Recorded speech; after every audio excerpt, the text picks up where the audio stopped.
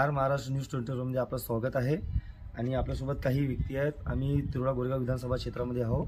गोरेगावमध्ये आता हल्लीमध्ये आहोत आम्ही। काय नाव सर आपलं? माझं हरिभक्तपरायण निर्मलदास सोनवाने, प्रबोधनकार, भजन प्रमुख।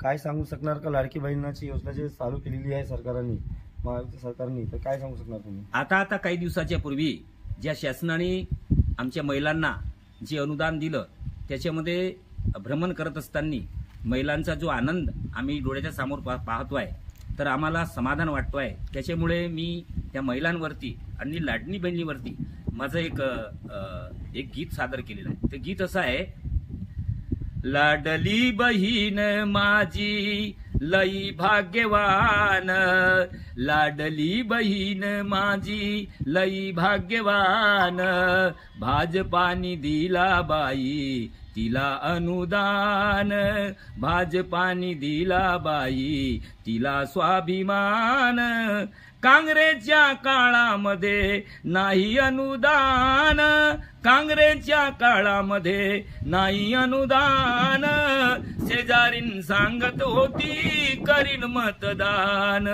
फुलाची बटन मी सदाही दाबीन, शासनाने दिला बाई मला स्वाभिमान, लाडली बहीण माझी लई पुण्यवान, लाडली बहीण माझी लई भाग्यवान, भाजपानी दिला बाई तिला वरदान, भाजपानी दिला बाई तिला अनुदान, घरोघरी दिवाळी आनंदाची झाली, घरोघरी दिवाळी आनंदाची झाली, शेजारीन सांगत होती आनंदाने गेली, फुलाची बटन मी सदाही दाबीन, शासनाने दिला बाई मला स्वाभिमान, शासनाने दिला बाई मला अनुदान।